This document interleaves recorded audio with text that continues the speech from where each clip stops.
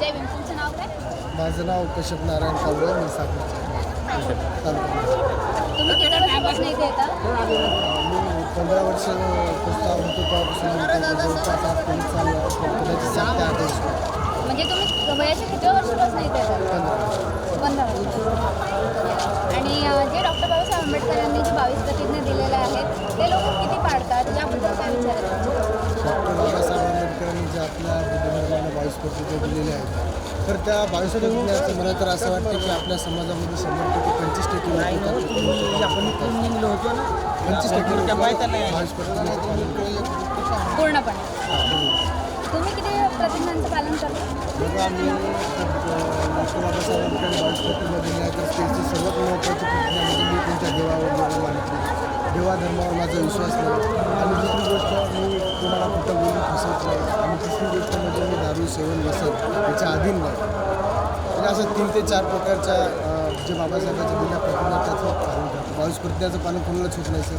तुम्हाला होत नाही, आम्हाला होतं. आता जे सम्राट अशोक यांची मूर्ती स्थापन करण्यात आलेली आहे याबद्दल तुमचं काय म्हणणं? सम्राट अशोकाची मूर्ती आपल्या नागपूर परिस्थितीमध्ये आगमन होत आहे. तर हे सर्व बंधवासासाठी तर भारतीयासाठी आनंदाची गोष्ट आहे. कारण की ज्या सम्राट अशोकाने भगवान गौतम बुद्ध संपूर्ण जगामध्ये पसरवला, ते सम्राट अशोकाची प्रतिमा आज खूप नागपूर ठिकाणी येत आहे. त्यामध्ये ही खूप आदर्शाची गर्वाची गोष्ट आहे, आपल्या स्वाभिमानाची गोष्ट आहे सर्वांसाठी. आणि जसं डॉक्टर बाबासाहेब आंबेडकर यांची इच्छा होती की भारत बौद्धमय करायचा, तर यावर तुमचं काय मत आहे? तुम्ही किती प्रयत्न करता की भारत बौद्धमय करायचा तुमच्या प्रती? माझ्या प्रतीनं भारत बौद्धमय होण्यासाठी जेवढे काही प्रयत्न माझ्यावर होतील तेवढे मी करायला इच्छुक आहे. पण आपल्या भारताची परिस्थिती अशी सहजासहजी झालेली आहे की जेणेकरून या भारताची परिस्थिती जाती धर्मावर म्हणजे हिंदू मुस्लिम दंग्यावर याच्यावर त्याच्यावर आधारित असल्यामुळे जे बाबासाहेबांना बघितलेलं बौद्धमय करायचं भारताला स्वप्न होतं, ते स्वप्न कुठंतरी अपूर्ण राहिलं. आज या नागपूरच्या दीक्षाभूमीवर लाखोच्या संख्येने भीमसैनिक आलेले आहेत. सर्वांनी जर मनापासून जर भारत बौद्धमय करण्याचं ठरवलं तर निश्चित एक ना एक दिवस भारत बौद्धमय होईल असं मला तर सर्व भारतीय येतं पब्लिक बघून असं वाटतं. 1-2 लाख पब्लिक आलेली आहे. तर या पब्लिकचं गर्दी बघून तर मला असं वाटतं की सर्वांनी ठामपणे जर निर्णय घेतला तर नक्कीच आपला देश हे भारत बौद्धमय होईल. सर आपलं नाव? मी जगजीवन रामदास चंद्रकापुरे. मी कंपनीला राहतो. तेले नंबर सध्या मी कंपनीला बसते आहे. तुम्ही इथे किती वर्षापासून येता? आता जवळपास मला 20 वर्ष झालं आहे. कारण मी एज्युकेशन आंबेडकर कॉलेजला घेतलं. आंबेडकर कॉलेजमध्ये तुमचं एज्युकेशन आहे? माझं BSc आंबेडकर कॉलेजला झालं. त्यामुळे मी 91पासून इथेच आहे. आम्ही लोकांना एक सांगितलं होतो, सर्व बुद्ध बांधवांना सांगितलं की डॉक्टर बाबासाहेब आंबेडकरांनी जे इथं दीक्षा घेतली ते विजयादशमीच्या दिवशी घेतली. तर सर्व लोकांनी विजयादशमी दिवशी यायला पाहिजे.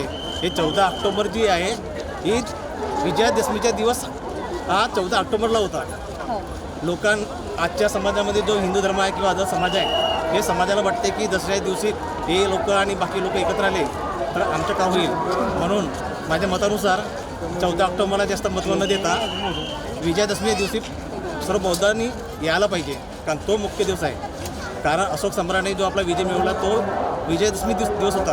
आणि त्या निमित्ताने बाबासाहेबांनी विजयादशमी दिवस निवडला आणि त्याच दिवशी त्यांनी बुद्धाची धम्माची दीक्षा घेतली.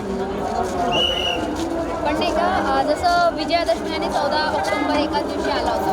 आता असं झालेलं आहे की नागपूरचे काही जे लोक असतात आणि नागपूरचे आणि जर बाहेरगावचे जर लोक आले तर असं पूर्ण भीड इकट्ठे होऊन जाणार, गर्दी होऊन जाणार. ते चालेल, जेव्हा लोक एकत्र येतील तेव्हा चांगलं होईल. कारण बाबासाहेबांनी म्हटलं शिका, संघटित व्हा आणि संघर्ष करा.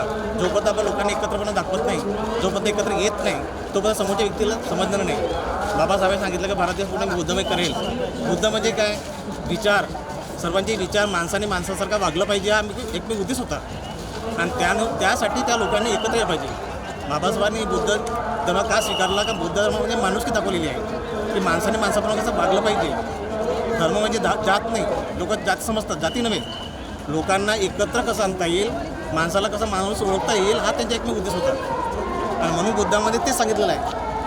आणि तुम्ही जे डॉक्टर बाबासाहेब आंबेडकर यांनी जे 22 प्रतिज्ञा दिलेल्या आहेत त्यामधनं तुम्ही किती प्रतिज्ञांचं पालन करता आणि काय तुमचं मत आहे त्याच्याबद्दल? त्यांनी दिलेल्या प्रतिज्ञा मी सर्व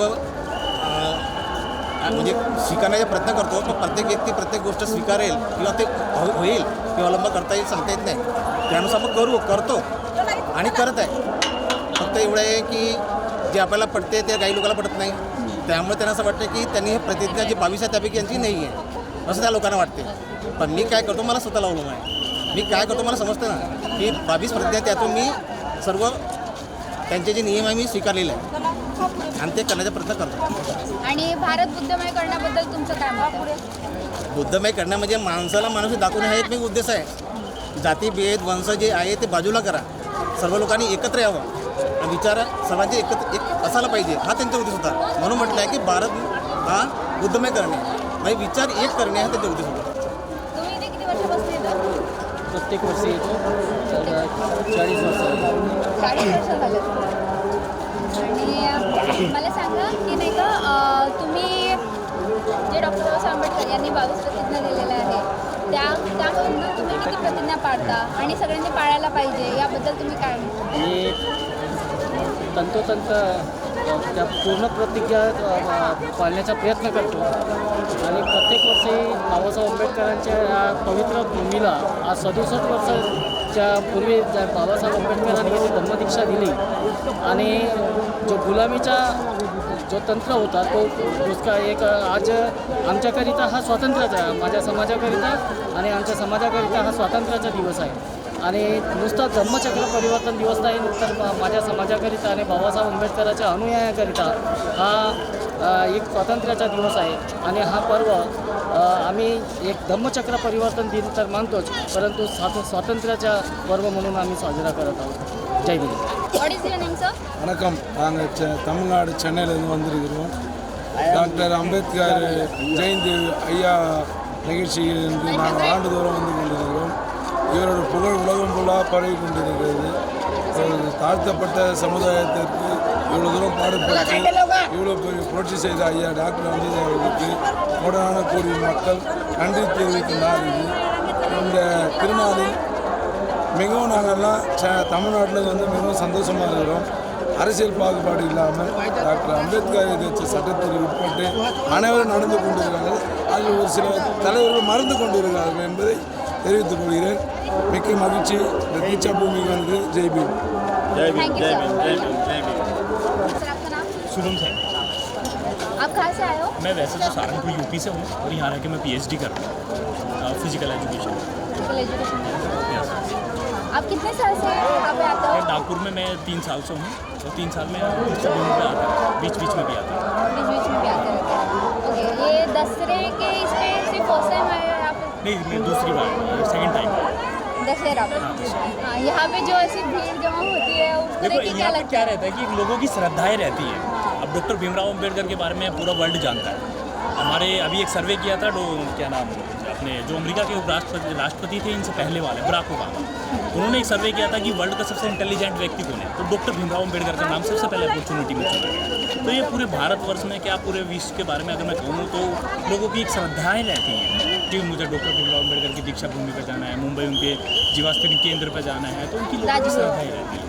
हाँ, तो ये मतलब सब लोग दूर दूर से आए हुए हैं, पूरे विदर्भ प्रांत के लोग आए हुए हैं, पूरे महाराष्ट्र से लोग आए हुए हैं, अदर स्टेटों से आए हुए हैं, जैसे MP हैं, मध्य प्रदेश से आए हुए, उत्तर प्रदेश से आए हुए, यूपी, राजस्थान, भारत की 28 स्टेट 28 और 8 यूनियन टेरिटरी सभी जगह से लोग आज आए हैं. तो इस पावन पर्व पे बहुत कुछ लोग सेलिब्रेट कर रहे हैं. मैं देखा अभी बाहर ही बहुत भीड़ है, बहुत संख्या है. एंड जो डॉक्टर बाबासाहेब आम्बेडकर ने जो 22 प्रतिज्ञाएं दी है उसको पालने के बारे में आप क्या कहेंगे? देखो डॉक्टर भीमराव अम्बेडकर ने जो प्रतिभाएं दी हैं वो बहुत सोचने के बाद, समझने के बाद, माहौल देखते हुए उसके अकॉर्डिंग उन्होंने प्रतिभाएं दी हैं. और मैं मानता हूँ कि ये प्रतिभाएं महत्वपूर्ण है, मेरा ऐसा व्यक्तिगत मानना है. इसके साथ ही जो बुद्ध एंड उनका धर्म जो ग्रंथ को आपने पढ़ा है? देखो मैंने पढ़ा नहीं है लेकिन मैंने उसके बारे में कुछ उसके वीडियो देखे हैं, शॉर्ट्स वीडियो देखे हैं जो बताए गए हैं, जो जहाँ तक का समझ में आया है. बुद्ध ये कहते हैं कि शांति व्यवस्था शांतिपूर्ण अपना काम करना. और डॉक्टर भीमराव अम्बेडकर ने जिस विचार को लेकर अपना धर्म परिवर्तन किया है वो एक शांति व्यवस्था के तौर पे है, जिससे कि लोगों के बीच में शांति बनी रही, व्यवस्थाएं बनी रही. इस अकॉर्डिंग डॉक्टर भीमराव अम्बेडकर ने शांति व्यवस्था के लिए किया है. एंड जो भारत बुद्धमय करने का जो विचार उनका था जो कि होली पाया कि कुछ परिस्थिति की वजह से, तो आप उस बारे में क्या करते हैं, है ना? आपको क्या लगता है कि आप क्या करेंगे उसके लिए? देखो, हमारा ये मानना है कि डॉक्टर भीमराव अम्बेडकर ने जब कॉन्स्टिट्यूशन को इस्टेब्लिश किया तो उन्होंने सभी समाज को एक ध्यान में रखते हुए सभी की ओर उन्होंने देखा कि महिलाओं को क्या होना चाहिए, पुरुषों के लिए क्या होना चाहिए, कोई भी जातिवाद नहीं होना चाहिए किसी भी प्रकार का। ये सारी व्यवस्थाएं ध्यान में रखते हुए कॉन्स्टिट्यूशन को बनाया गया। लेकिन कुछ उस समय हमारे पास समय की बाउंडेशन थी, जल्दी में हमारा संविधान पूरा करने का हमें टाइम मिला क्योंकि अपने देश को हमें आज़ाद करना था। इसलिए कुछ चीज़ें उसमें संविधान में छूट गई है। इसलिए हम लोग चाहते हैं जैसे अभी महिलाओं का आरक्षण पास हुआ है, ताकि महिलाओं को 30% आरक्षण 33% आरक्षण मिलना चाहिए, ये भी एक संविधान का एक इम्पोर्टेंट पार्ट है। और मेरा मानना है कि सभी में जो आरक्षण की वजह से अलग अलग जगह डिबेट या कंपटीशन वगैरह चल रहे हैं, मेरा ये मानना है कि डॉक्टर भीमराव अम्बेडकर ने जो आरक्षण दिया है तो जाति व्यवस्था को इसलिए देख कर दिया गया है कि अपने समाज के लोग थोड़ा नीचे लेवल पे थे उस दौरान। लेकिन उन्होंने ये बात कही थी कि अगर कुछ समय बाद अगर इनकी स्थिति सुधर जाएगी तो उसको थोड़ा सा हम लोग एक लेवल में लेकर आएंगे, जो किसी राजनीतिक कारण की वजह से नहीं हो पाया है। और लेकिन मेरा ये मानना है कि आज के दौर में जो आरक्षण मिलना चाहिए वो जातिगत न मिलना चाहिए, वो एक अर्थव्यवस्था के आधार पर मिलना चाहिए कि भारत के अंदर सभी जाति समान है, सभी व्यवस्थाएं समान है, उनके अकॉर्डिंग अपना रिजर्वेशन होना चाहिए। क्योंकि हर कैटेगरी के अंदर, हर उसके अंदर विद्यार्थी हर तरीके के होते हैं, गरीब भी होते हैं, अमीर भी होते हैं। तो मेरा ये मानना है, मेरा व्यक्तिगत मानना है कि उसे आर्थिक आधार पर आरक्षण मिलना चाहिए, ना कि जातिगत। आणि आज जैसे अशोक सम्राट इनकी मूर्ति यहाँ पे स्थापित हुई है, उस बारे में आप क्या कहना चाहेंगे? आज मैं आपको अशोक सम्राट के बारे में थोड़ा सा बता देना चाहता हूँ। अशोक सम्राट एक ऐसे व्यक्ति हैं क्योंकि उनके दादा चंद्रगुप्त मौर्य, उन्होंने पूरे भारतवर्ष को एक अखंड भारत बनाया। एकमात्र ऐसे व्यक्ति थे जो चाणक्य के शिष्य रहे और चाणक्य के बारे में पूरा देश, पूरा विश्व भली भांति जानता है। तो वो उनके चंद्रगुप्त मौर्य के जो बेटे थे बिंदुसार के जो बेटे थे अशोक महान एक ऐसे व्यक्ति है जो अपने जीवन में कभी भी कोई भी युद्ध नहीं हारे।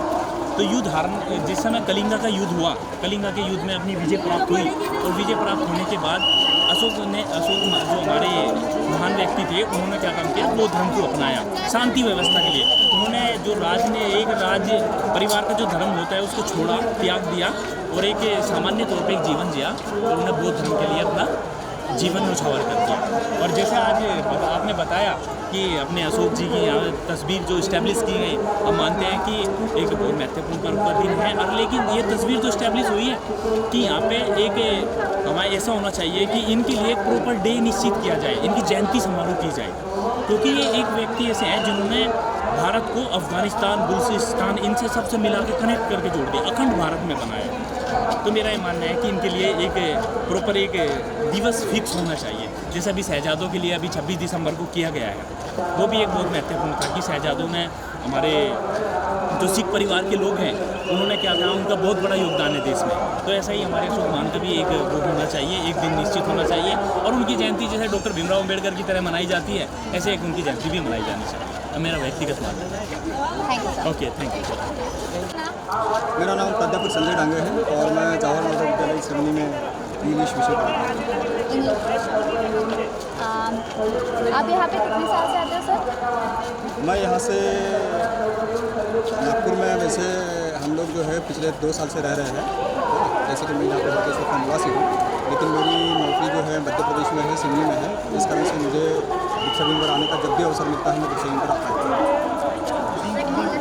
जो डॉक्टर बाबा साहब अम्बेडकर इन्होंने 22 प्रतिज्ञाएं दी है, उनको पालने के बारे में आपका क्या कहना है?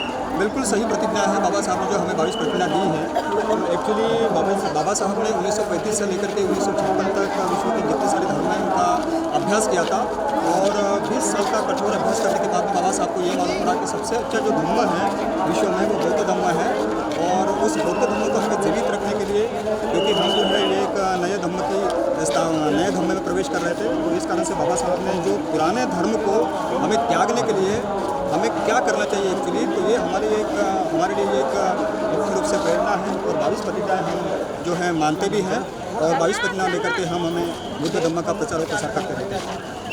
जो डॉक्टर बाबा साहब अम्बेडकर इनका ये था, डॉक्टर बाबा साहब अम्बेडकर इनकी इच्छा थी कि भारत को बुद्ध में किया जाए। बिल्कुल सही कहा था बाबा साहब ने। अगर बाबा साहब 1956 के बाद में भी कुछ साल के लिए अगर जीवित रहते तो बाबा साहब अभी तक जो है मतलब इस देश को पूरा जो बौद्धमय बनाने का जो बाबा साहब का सपना था वो पूरा हो सकता था। और बाबा साहब के बाद में 1956 में बाबा साहब का महापरिनिर्वाण हुआ। उसके बाद में जो बाबा साहब के जो अनुयायी हैं ये इस काम में लगे हुए हैं और हम सब लोग जो है बाबा साहब का जो है बाबा साहब ने जो हमें बताया हुआ है, या जैसे कि हम 22 प्रतिज्ञाओं का पालन करते हैं या 22 प्रतिज्ञाओं को लेकर के चलते हैं या बौद्ध धर्म की शिक्षा लेते हैं या बौद्ध धर्म के बारे में हम जानते हैं, तो हम सब लोग भी मतलब जो है इसमें लगे हुए हैं कि हम इस देश को बौद्धमय बनाने की कोशिश कर रहे हैं। इसमें हमारा जो समता सैनिक दल है, कई संगठन है, सामाजिक संगठन है, इसमें है हम लोगों की पूरी कोशिश रही हुई है कि हम इस देश को बौद्धमय बना के रखें आने वाले समय में। अपने समता सैनिक दल के बारे में बोला, आप उसके बारे में कुछ रोशनी डालना चाहेंगे? बिल्कुल, समता सैनिक दल आज की एक ज़रूरत है और समता सैनिक दल के कारण से हमें जो है डिसिप्लिन क्या होती है जीवन में, बाबा साहब ने इसकी स्थापना करी थी एक्चुअली। और हमें कैसे किस प्रकार मतलब जो है अनुशासन में रहना चाहिए। छोटे छोटे बच्चे जो है बौद्ध धर्म में जो प्रवेश कर रहे हैं या जो बौद्ध उपासक और उपासिकाएं के जो बच्चे हैं वे लोग भी मतलब जो है बचपन से ही जो है अनुशासन जानेंगे। तो समता सैनिक दल से हमें एक्चुअली जो है अनुशासन और बाबा साहब का जो भी बाबा साहब ने जो हमको बताया हुआ है उस मार्गों को हम कैसे आगे बढ़ाएंगे, बुद्ध के मार्गों को हम कैसे बढ़ाएंगे, इस प्रकार की प्रेरणा जो हमें समता सैनिक दल से मिलेगी। इस साल जैसे अशोक सम्राट जी की मूर्ति यहाँ पर स्थापित की गई है, उसके ऊपर की रोशनी डालिए सर। बिल्कुल सही, मतलब जो है ये बिल्कुल इसके पहले ही सम्राट अशोक की मूर्ति या सम्राट अशोक का स्टैचू यहाँ पे होना चाहिए था, क्योंकि बुद्ध के बाद में विश्व सम्राट अशोक ने ही जो है बौद्ध धर्म को आगे बढ़ाने की पूरी कोशिश की है। कलिंगा के युद्ध के बाद में उनके मन में बहुत बड़ा परिवर्तन आया था, उन्होंने शस्त्र त्याग दिए थे और बौद्ध धर्म की उन्होंने दीक्षा ली थी। तो जिसने बौद्ध धर्म की दीक्षा ली थी बाबा साहब के पहले, उसको सबसे पहले भारत में जो है यहाँ पे स्थान देना चाहिए था। और अभी नहीं 2023 में नहीं बल्कि इसके पहले ही मतलब जो है सम्राट अशोक की मूर्ति यहाँ पे होनी चाहिए थी, ऐसा मुझे लगता है।